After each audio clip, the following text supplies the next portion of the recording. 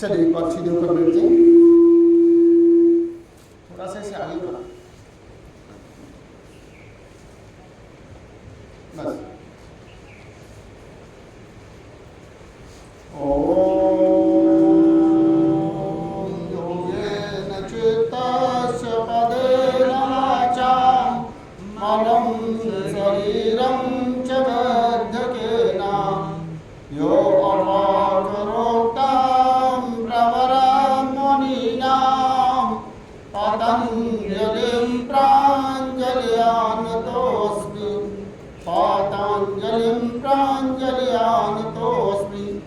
परम श्रद्धेय परम पूजनीय प्रातः स्मरणीय गुरुदेव के श्री चरणों में नमन। श्रद्धेय आचार्य श्री को नमन। रोगियों के भगवान श्रद्धेय आचार्य श्री और हमारे दोनों योग योद्धा ध्यानी जी, एनपी सिंह जी और आप सब साधक साधिका, आपका सत्र लगभग पूरा होने जा रहा है, प्रशिक्षण पूरा हो चुका है ना। अब थोड़ा सा कुछ बेसिक जानकारियां हमें होनी चाहिए।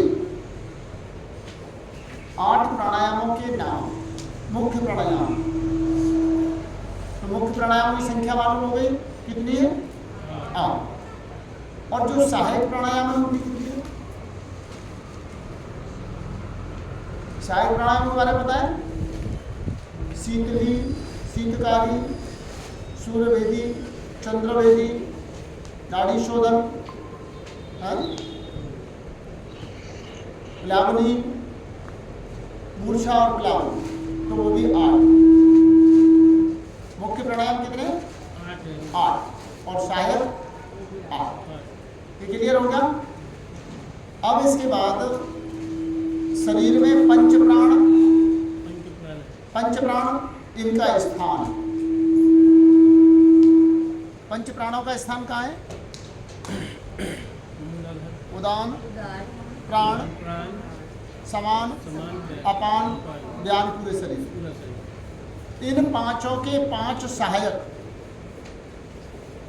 उदान का देवदत्त, प्राण का नाग, समान का क्रकल और अपान का कूर्म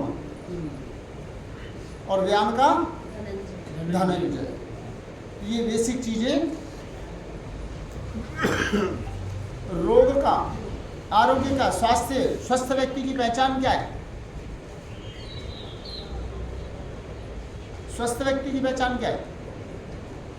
समदोषः सम अग्निश्च सम धातु मलक्रिया प्रसन्न आत्मेन्द्रिय मना स्वस्थ इत्यभिधीयते। जिस व्यक्ति के दोष सम हो, दोष क्या क्या है? वात, पित्त और कफ, इनको क्या कहते हैं? त्रिदोष। क्या कहते हैं? त्रिदोष।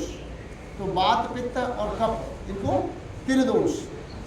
इन त्रिदोषों की समता आरोग्य और विषमता रोग। तो इस त्रिदोष की विषमता को किस नाम से जाना गया?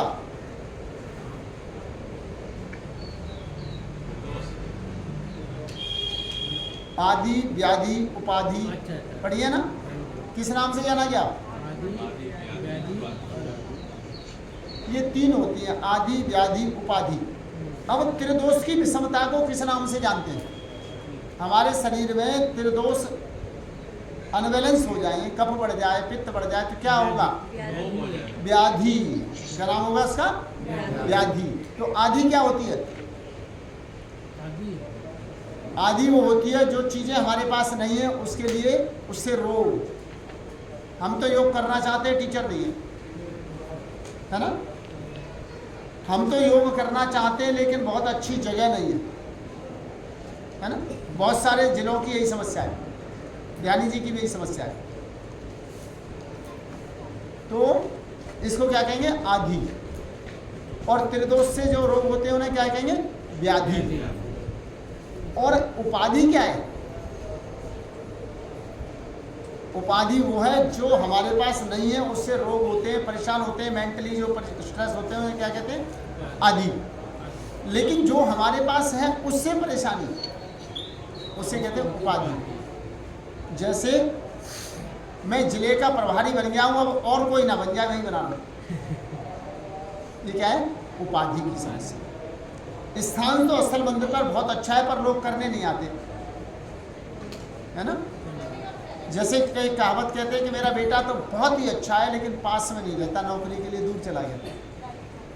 तो जो है उससे कष्ट, उसे क्या कहते हैं? उपाधि। तो आदि व्याधि उपाधि, और इन सब का समाधान क्या है? समाधि। इन सब से बचने का एकमात्र उपाय समाधि। तो ऐसे प्रश्न आपके आ सकते हैं कि वैसे वात पित्त कफ की प्रशमता को क्या कहते हैं? विषमता को क्या कहेंगे? तो क्या कहेंगे हम? व्याधि। ठीक है। तो ऐसे ही सारांश से प्रश्न पूछे जाएंगे आपको पेपर में, कोई कठिन प्रश्न नहीं है। हमारे शास्त्र कितने? वेद कितने? वेद 4 है। 4। शास्त्र कितने? 6। 60 दर्शन जिन्हें कहा जाता ना, 60 दर्शन।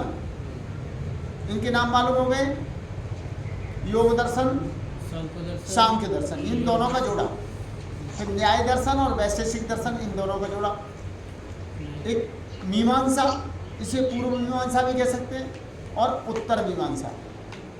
अब ये किस किस ने लिखे हैं, अंदाजा है क्या? थोड़ा मोड़ा है। वेदांत जैसे व्यास जी ने लिखा है, योग शास्त्र पतंजलि जी ने लिखा। योग दर्शन महर्षि पतंजलि, फिर सांख्य दर्शन कपिल, महर्षि कपिल, और न्याय दर्शन गौतम, महर्षि गौतम। इन गौतम का पूरा नाम किसी को पता है क्या? नहीं पता होगा।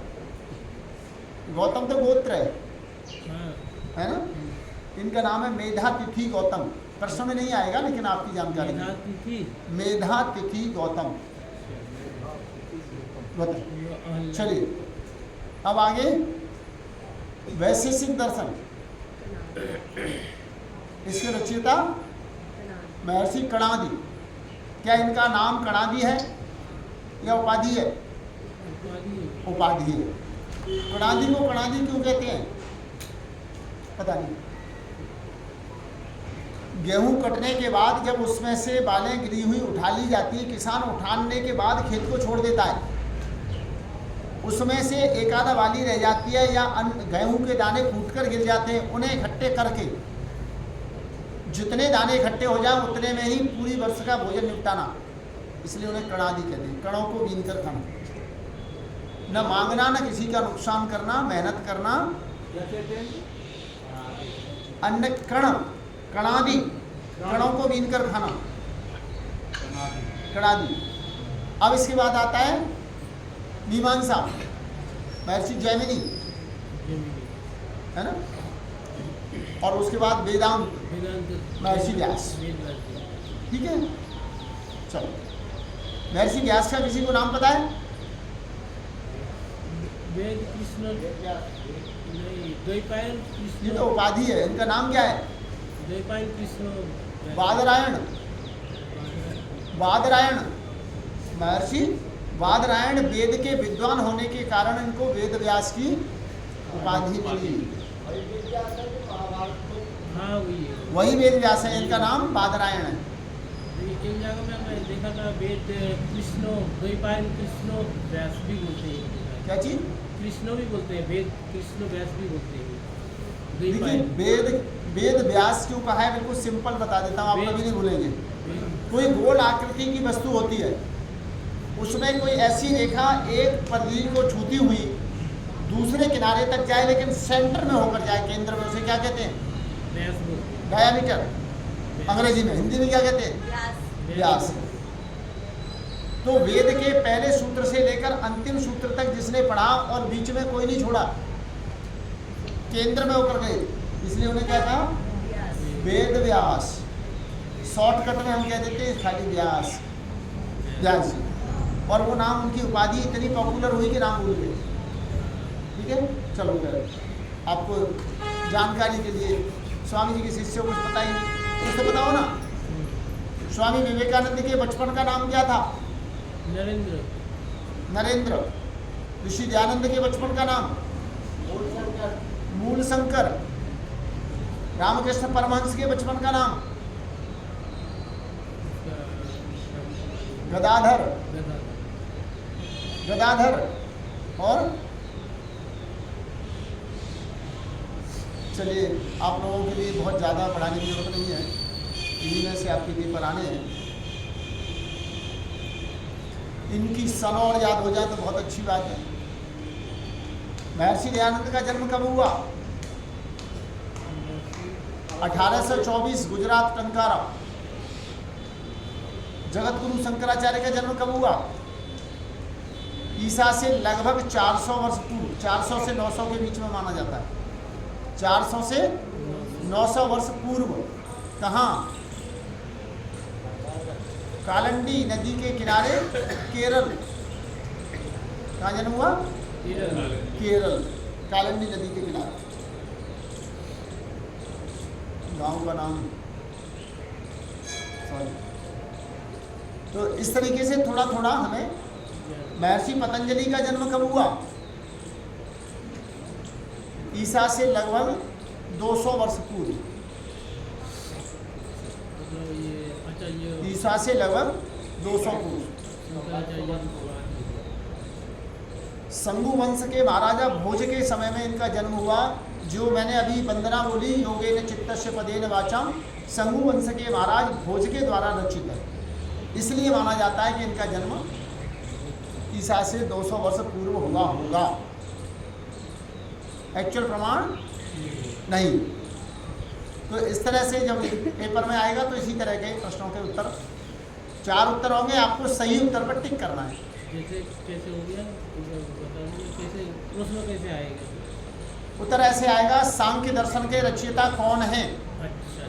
तो अब नीचे लिखा होगा कपिल, गौतम, कणादि, इनमें से कोई नहीं। क्या अब सही उत्तर पे आपको जवाब देना है। जैसे प्रश्न आता है, हृदय हमारा किस ओर है? वायु। तो हृदय का एक्यूप्रेशर बिंदु किधर होगा? बाएं हाथ में, बाएं पैर में। अब आपको मान लीजिए प्रश्न आता है कि हृदय का एक्यूप्रेशर बिंदु कहाँ है? तो नीचे ऑप्शन में लिखा है दाई जंघा में, दाएं हाथ और पैर में, पेट में। नीचे एक और है, इनमें से कोई नहीं। तो सही उत्तर क्या होगा? इनमें से कोई नहीं। इनमें से कोई नहीं, है ना। अब आपको एक प्रश्न पूछा जाता है, चित्त, इनमें से चित्त की वृत्ति कौन सी है? तो नीचे लिखा है विपर्य, प्रमाण, निद्रा, और नीचे लिखा उपरोक्त सभी। तो कौन सा सही करेंगे? उपरोक्त सभी। यदि ये पूछ लिया जाए कि इनमें से कौन सी चित्त की वृत्ति नहीं है, 3 सही उत्तर और एक चीज कुछ और डाल दी जाए, तो आप प्रश्न को पूरा पढ़ना, क्या पूछा है। जल्दबाजी में बताना है चित्त की वृत्ति तो मुझे पता है, जल्दी जल्दी कर दी। प्रश्न में क्या पूछा है वो आपको पढ़ना, ठीक है ना। बहुत सरल से प्रश्न है। बाकी तो आप लोगों ने सीधा पढ़ाई है सब।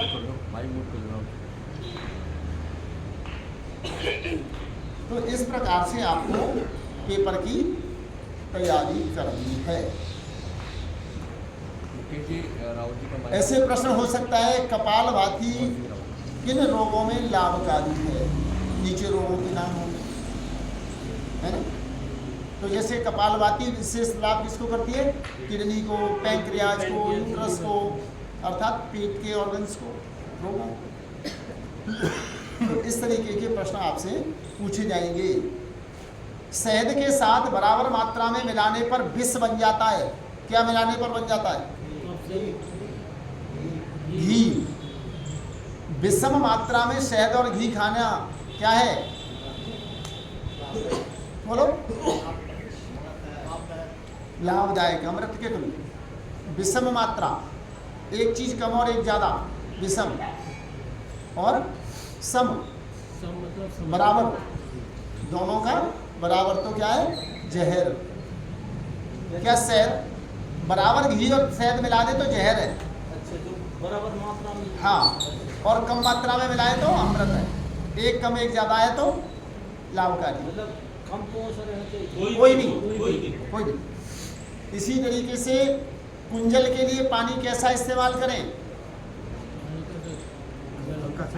हल्का गरम, गुनगुना। कुंजल के लिए पानी पीने के लिए कैसे आसन में बैठे? कौन से आसन में बैठे? काग आसन। तो इस प्रकार के प्रश्न आपसे पेपर में पूछे जाने हैं, कोई मुश्किल चीज़ें नहीं आनी है, बिल्कुल निश्चिंत होकर आराम के साथ पेपर करो, है ना? मैंने आपको शुरू में सूत्र दिया कि आरोग्य क्या है? समदोषा, तो समदोष के बारे में बता दिया। सम अग्नि, हमारे शरीर में कितनी अग्नि है? बोलो। पंचभूताग्नि, सप्त धातु अग्नि और 13वीं जठरा। भोजन पचाने वाली अग्नि कौन सी है? जठरा। तो आपको प्रश्न जो पूछा जाए कि कितनी अग्नियां हैं, तो 13। भोजन पचाने वाली जठराग्नि। भूताग्नि कितनी होती है? 5। धातु अग्नि 7। समदोषा सम अग्नि सम धातु सप्त धातु। सप्त धातु के नाम मालूम है ना? सबको पता है? भोजन से लिया गया रस, रस से बना रक्त, रक्त से मांस, मांस से मज्जा, मज्जा से बोन, बोन मतलब हड्डी, बोन मतलब हड्डी, और फिर उसके अंदर जो लिक्विड होता है बोन मैरो, हड्डी के भीतर का गुदा, और उसके बाद में बहनों में रज और पुरुषों में बीज, इन्हें कहते हैं सप्त धातु। ठीक है? तो इस प्रकार के प्रश्न आप लोगों से पूछे जा सकते हैं। अब कौन से पूछे जाएंगे वो नहीं मुझे मालूम, अब याद नहीं है क्या क्या पेपर में बनाया है। पेपर बन चुका है, तैयार। तो ऐसे प्रश्नों का आप लोगों से पूछना है। शरीर में हड्डियों कितनी है? 206। तो इसी प्रकार के प्रश्न आपके रहेंगे, तो निश्चिंत होकर पेपर दीजिए। प्रैक्टिकल के लिए आपको बता ही दिया गया है 10 नंबर का सूर्य नमस्कार। उसमें सूर्य नमस्कार को जितनी परफेक्टली करके दिखाओ उतने नंबर अच्छे मिलेंगे। 10 नंबर के 5 मंत्र, 4 मंत्र प्रार्थना के, 5वां शांति पाठ, 2-2 नंबर के हैं, इनमें कोई चेंजिंग नहीं। 10 नंबर के हो गए। प्राणायाम और उनके नाम और उनके लाभ और हानि 10 नंबर का हो गया। अब आसन, आपको आसनों का नाम पता हो और कौन जो आसन कराया जाए वो आप करके दिखा सकते। कम से कम जो 12 आसन हमारे सिलेबस के हैं वो तो आप अच्छे ढंग से कर ही सकें, तो आपको 10 नंबर मिलेगा। प्रैक्टिकल में हम ज़्यादा से ज़्यादा नंबर देने की कोशिश करेंगे ताकि आपको थ्योरी में कठिनाई ना हो। तो इस तरीके से आप लोग अच्छे ढंग से पास हो सकते। ठीक है ना? योग दर्शन में से इसमें से हमने क्या पूछा है? चित्त की वृत्तियाँ। अलग अलग किताबों में से, हर किताब में से कोई ना कोई चीज ले ली जाएगी। इसे क्या कहते हैं? ज्ञान मुद्रा। ज्ञान मुद्रा में क्या करते हैं? ध्यान करते हैं। इसको सीधा उत्तर होगा कि अंगूठा और तर्जनी को मिलाते हैं। अब यही प्रश्न में आ सकता है कि अंगूठा और तर्जनी मिलाने पर कौन सी मुद्रा बनती है, या ज्ञान मुद्रा में कौन सी उंगलियां मिलाई जाती हैं, है ना? ठीक है ना? इसका नाम तर्जनी, इसका नाम मध्यमा, इसका अनामिका, अनामिका, इसका ये स्मॉल फिंगर, कनिष्ठा, कनिष्ठा, छोटी उंगली। ठीक है? तो इन्हीं के आधार पर इनकी मुद्राएं, तो अब कौन सी आपसे पूछी जाएगी अलग बात है। तो कुछ अलग नहीं पूछेंगे, सब नॉर्मली होगा, हल्का हल्का। अभी तो ठीक है ना? गुरु जी जब एग्जाम देते तो घबराहट आते हैं कि पता नहीं, क्या- घबराहट की जरूरत नहीं, इसीलिए मैं आपको आज ब्रीफ कर रहा हूँ। उसका वजह ये है कि आप लोगों में बैलेंस बना। वेदों में कुल कितने मंत्र हैं? वेदों में कुल कितने मंत्र हैं? पढ़ा तो 20,416। ऋग्वेद में 10,589। यजुर्वेद 14,000 यजुर्वेद पढ़ा हूँ अभी रिसेंटली 1975। 1975 रिसेंटली अभी देखा हूँ आप लोगों की इसमें। नहीं देखो, गलत मत बोलो, अब फिर गलत पे भी बहस करोगे, फिर आर्गूमेंट मत करो। या तो आप सही बताओ तो मैं बिल्कुल सही मान रहा हूँ, एक्सेप्ट कर रहा हूँ। एक बार में एक बार और बोले सर, वेदों में तो स्टार्टिंग से बता 20,416। हाँ, ऋग्वेद में 10,589, 10,589। पढ़ाई में के लिए दिया है अभी रिसेंटली देखा हूँ, पहले मैंने भाई देखा आप शांत हो जाओ, देखिए आपको जिस चीज़ की नहीं पता है फिर आप उसमें सफाई दे रहे हो, ये सुना है वहाँ सुना है, ये क्या, इन चीज़ों का मतलब क्या है? क्लास चल रही है ना, कोई हम लोग बहस थोड़ी कर रहे हैं। नहीं नहीं ठीक है। ऋग्वेद में कितना बताया सर? 10,589 10,589। यजुर्वेद में 1975 जिन्हें याद नहीं है लिख लो, बाद में फिर परेशान हो गए, भूल गए थे। अब दिए थे हमारे लोग। और उसके बाद में लिख के तो इन्होंने सब कुछ दे रखा है, तो उससे पास हो जाए तो फिर सारे लोग टीचर बन जाएंगे, फिर शाम की जरूरत नहीं रहेगी, फिर तो सारा काम ध्यान जी करा लेंगे, है ना। किताब में इन्होंने जो पेपर नरेश जी देखे गए उसमें तो सब कुछ दे रखा है, उसमें तो इतना दे रखा है कि जीवन भर आप पढ़ते रहिए तब भी खत्म नहीं होगा। उसमें लिखे से क्या है, आपने पढ़ा क्या है, और आपने पढ़ा नहीं तो कम से कम शांत तो बैठ जाओ, बीच में विधान तो मत पैदा करो, दूसरों को तो पढ़ने दो। तो अब इसके बाद में आता है सामवेद। सामवेद में 1875 और अथर्ववेद में 5,977। नरेश जी से अगली बार जहाँ भी शिविर होंगे नरेश जी को कह दीजिए ये ना बांटा करें, ये बांटने से सब नोट्स बनाना और ये करना बंद कर देते हैं और सबके दिमाग में सब कुछ रखा है और फिर उसको लेकर बहस करते हैं, हमारे पास लिखा हुआ है, पढ़ना चाहते नहीं। अब ये जो अब नरेश जी हमारे नए नए अभी प्रांत में आए तो थोड़े जल्दी जल्दी अल्लाह अल्लाह करने वाली बात है, ये सब की ज़रूरत नहीं है नोट्स बांटने की, किताबें किस लिए दी गई है। खैर, तो ये हो गया हमारा वेदों का थोड़ा सा सामान्य परिचय। इन वेदों के उपवेद कितने होते हैं? 4। नाम किसी को बताएं?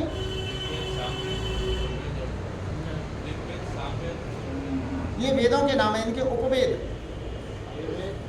ऋग्वेद का आयुर्वेद, यजुर्वेद का धनुर्वेद, सामवेद का गंधर्व। गंधर्व किसे कहते हैं?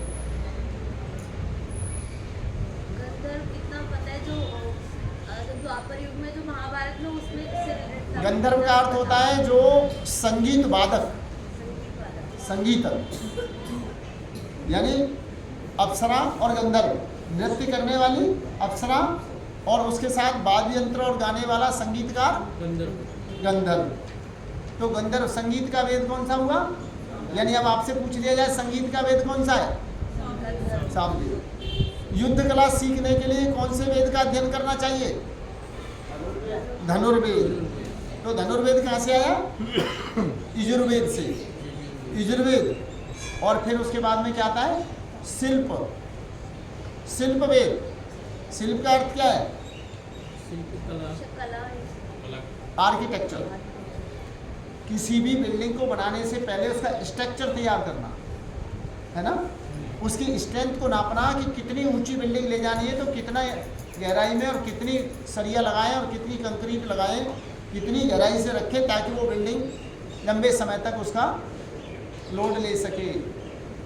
उसी के आधार पर भूकंप रोधी और ये सब जो बनती है इसी कैलकुलेशन के आधार पर बनती है। इसको क्या कहते हैं? नक्शा ही बोलेंगे।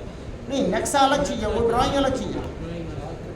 ड्राइंग बनाना अलग काम है, लेकिन स्ट्रक्चर को खड़ा करने के लिए उसकी बैलेंस करना, यानी ये छत है, इस छत में कितना सरिया लगाया जाए ताकि कितना लोड ले सकती है, ये कॉलम कितने मंजिल तक की बिल्डिंग संभाल सकते हैं, ये सारा उसी के अंदर है। ठीक है, आर्किटेक्चर। तो ये हमारे 4 वेद और 4 वेदों के उपवेद। सामवेद का उपवेद है गंधर्व, गंधर्व वेद। और अब इसके बाद आता है वेदांग। वेद, शास्त्र, उपवेद और वेदांग। वेदांग कितने?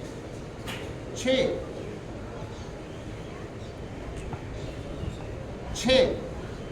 और उसके बाद इन वेदांगों के नाम शिक्षा, कल्प, निरुक्त, छंद, व्याकरण और ज्योतिष। शिक्षा, कल्प, निरुक्त, छंद, व्याकरण और ज्योतिष। ईमानदारी बात कह रहा हूँ कि जब आप पेपर कर रहे हो और आपको ये दे दिए जाए जो नरेश जी ने दिए, तो आप ढूंढ नहीं पाएंगे कि कौन सी चीज़ कहाँ लिखी है। आप पेपर नहीं कर पाएंगे टाइम पे, आप उसमें कुरेदते रह जाएंगे कौन सी चीज़ कहाँ लिखी है। जिसने अच्छे ढंग से पढ़ाई की है, थोड़ा सा विषय है, उसे किताब दे दीजिए, वो तुरंत निकाल देगा। लेकिन जिसने किताब पढ़ी नहीं है, इस किताब में लिखा है ढूंढ दीजिए, तो आप शाम तक नहीं ढूंढ पाएंगे। ढूंढ पाएंगे क्या? क्यों साहब? तो बोलने के लिए क्या करना पड़ेगा? पेपर देने के लिए क्या करना पड़ेगा? आपको खुद पढ़ना। टीचर जो पढ़कर आता है और यहाँ सिर्फ हिंट के लिए देखता है, वो पढ़ा पाता है। लेकिन टीचर किताब में देखकर पढ़ता है तो वो आपसे आंख नहीं मिला पाता, वो अपना उसी में लगा रहता है। आपने लिख लिया, नहीं लिखा, आपकी समझ में आया, नहीं आया, आपकी और जो टीचर की जो आई कॉन्टैक्ट होता है उससे एक संबंध बनता है और उस संबंध से शिक्षा चलती है। तो ये हुआ आपका थोड़ा सा वेदों का परिचय। अच्छा, इसी तरह आयुर्वेद का कार्य क्या है? आयुर्वेद की आवश्यकता क्या है?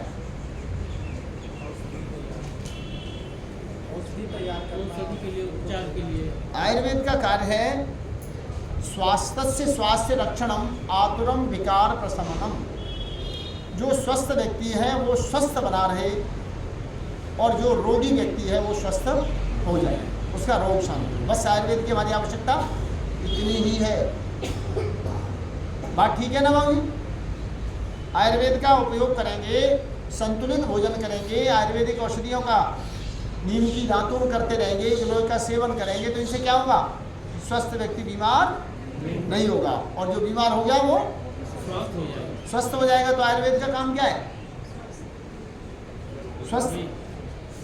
आयुर्वेद क्या है? आयुर्वेद आयुर्वेद क्या है? आयु को बढ़ाने वाला। उसका देखिए, दोनों शब्द, दो शब्द हो गए इसमें, आयु और वेद। आयु मीन्स जीवन, वेद मीन्स विज्ञान। जीवन का विज्ञान आयुर्वेद, ठीक है? जीवन का जो विज्ञान है उसे क्या कहेंगे? आयुर्वेद। बात ठीक है ना? अब रोग क्या है? रोग क्या है बताओ? सर्व रोगा जायन्ते शरीरे मल संचयात। शरीर में मलों का यानी गंदगी का कहीं भी रुक जाना। लंग्स में गंदगी रुक गई तो खांसी, बलगम, पुराना हो गया तो टीबी, है ना? इसी तरह पेट में गंदगी जम गई तो कॉन्स्टिपेशन, बवासीर, बगंदर। सर्व रोगा जायन्ते शरीरे मल संचयात। ब्लड में कोलेस्ट्रॉल बढ़ गया, बीपी ज़्यादा बढ़ गया, हार्ट। तो रोगों का मूल कारण क्या है? सर्व रोगा जायन्ते शरीरे मल संचयात। शरीर में मल का संचय। अब निदान क्या है? दूषित मलों का निष्कासन, उपचार। उपचार क्या है? जो मल हमारे शरीर में गंदगी जो इकट्ठी हो गई है उसको बाहर निकाल दो। भाई अस्थमा, दमा, श्वास क्या है? कार्बन डाइऑक्साइड भर गया छिद्रों में, गंद भर गया, लंग्स के पूरे फेफड़े काम नहीं कर रहे, पूरा ऑक्सीजन नहीं मिल रहा, तो जल्दी जल्दी श्वास लेना पड़ता है, बन गया अस्थमा, दमा। तो सर्व रोगा जायन्ते शरीरे मल संचयात। निदानम कुपितामला। कोई भी दोष, सर्व दोष, सभी दोषों को शांत करने के लिए एक ही साधन है, जो दूषित मल है शरीर से निकाल दो। मालिश करके, पसीना में बहा के, वॉमिटिंग करके, लेती करके, कुंजल करके, सब हम क्या कर रहे हैं? शरीर में से गंदगी। पेट साफ करने वाली दवाएं क्या कर रही हैं? गंदगी निकाल रही हैं। किडनी को साफ करने के लिए क्या है? खूब पानी पियो और पेशाब खुलकर आए।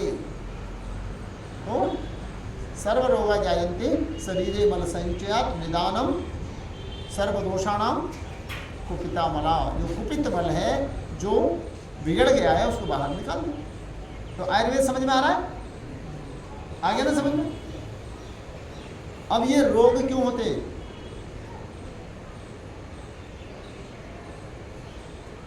प्रज्ञा अपराधो सर्व रोगाणाम मूल कारण। प्रज्ञा अपराध करने से सभी रोग होते हैं। जानते हैं? रोगों का कारण क्या है? प्रज्ञा अपराध। ये प्रज्ञा अपराध क्या है? बोलो। धी धृति स्मृति विभ्रमा कर्म कुरुते अशुभम प्रज्ञा अपराधो ते विद्या सर्वदोष प्रकोपणम। यानी 3 चीज़ों का जो अनदेखा करता है वो प्रज्ञा अपराधी है।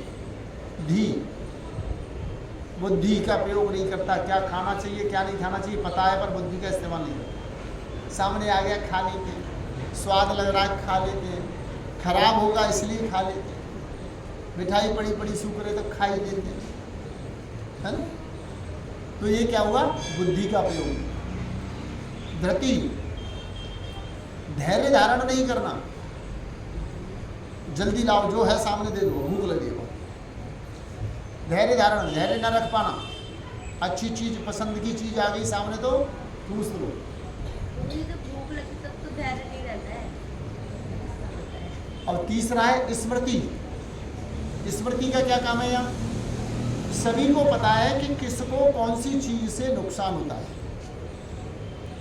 बहुत लोगों को पता है कि वो गोलगप्पे खाने के बाद भी नॉर्मल रहते हैं, पर ज़्यादातर लोगों को उसे खाने के बाद सवेरे एसिडिटी होती है, खट्टी बेकार आती है। तो खाते टाइम क्यों भूल जाते हो? या तो खाओ मत, और खाना है तो एक दो खाओ, एक दो में कहाँ मन रहेगा सर? ठीक, जैसे बने वैसे बनाओ। तो उसके बाद अब आपका है, इससे ये क्या हुआ? ऐसे स्मृति, अपनी याददाश्त को खराब कर लेना। हमें पता है कि ये खाने से मुझे बीमारी होती है, पर फिर भी खा लेते। दोषारोपण दूसरों पर करते हैं। पत्नी से कहते तुमने बनाया ही क्यों था, तुम्हें पता था मुझे नुकसान करता है। वो दोस्त ने कह दिया था आज खा ले यार, कुछ नहीं होता, इसलिए खा लिया। दोस्तों के कहने से खाते नहीं तो पी तो लेते ही हैं। उसमें तो दोस्तों को दोषी ठहराते, दोस्त ने कहा था इसलिए पी ली। तो धी धृति स्मृति विभ्रमा, जो इन 3 से काम नहीं लेता उसको क्या होता है? उसके दोष कुपित हो जाते हैं, जो त्रिदोष हैं वो बिगड़ जाते हैं। तो मूल दोष का रोग का कारण क्या हुआ? सर 3 चीज क्या बोले? धी, धी यानी बुद्धि, धृति धैर्य, स्मृति याददाश्त, विभ्रमा। ये आयुर्वेद का मूल, ये जो मैं आपको बता रहा हूँ आयुर्वेद के मूल सिद्धांत हैं जिनके ऊपर आयुर्वेद खड़ा। ठीक है? तो धी धृति स्मृति विभ्रमय कर्म कुरुते अशुभम प्रज्ञा अपराधो ते विद्या सर्वदोष प्रकोप, सभी दोषों को उत्पन्न करता है। आयुर्वेद में रोग के निदान का पहला साधन क्या है? रोग की चिकित्सा कहाँ से शुरू की जाए? पहले खान पीन के ऊपर। हाँ, अब इसको हम कैसे नाम दें, क्या कहेंगे इसको? आयुर्वेद का एक सिद्धांत है कारण में निवारण, कारण में निवारण। तो रोग, हर एक रोग का एक कारण होता है और अपनी बीमारी के कारण को हमें पता भी होता है। तो उस कारण को ठीक कर दीजिए, यानी जहाँ से बीमारी आ रही है पहले तो उसे बंद कर दीजिए, बीमारी ठीक होना प्रारंभ कर दीजिए। बहुत सारे लोगों से पूछो पेट खराब क्यों रहता है, आप चुप रहे, तो वो बताएंगे रात को लेट सेट खा लेता हूँ। मैं क्यों खा लेता है? टाइम से करो। एसिडिटी बनती है, क्यों बनती है? चटपटी चीज़ें सामने आ जाती हैं तली हुई, तो फिर मैं छोड़ नहीं पाता। तो चिकित्सा कहाँ से शुरू करोगे? उनको छोड़ दो। कोलेस्ट्रॉल बढ़ रहा है, क्यों बढ़ रहा है? चिकनाई ज़्यादा, अरे चिकनाई कम कर दो। डायबिटीज बढ़ रहा है, शुगर, मीठे से मीठा बंद कर दो। तो कारण पता होता है, लेकिन धी धृति स्मृति का इस्तेमाल नहीं होता। तो इसका क्या आंसर हुआ? कारण में निवारण। कारण को रोक दो, कारण को जानो और फिर उसको रोक दो। बहुत सारे लोगों को पता है कि मुझे धुएं से एलर्जी है, तो धुएं की जगह से अलग हो जाओ। किसी को पता है मुझे धूल से एलर्जी है तो मास्क लगाओ, है ना। किसी को पता है दही खाने से मुझे जुकाम हो जाता है तो मत खाओ। फ्रिज का पानी पीने से जुकाम हो जाता है तो मत पियो,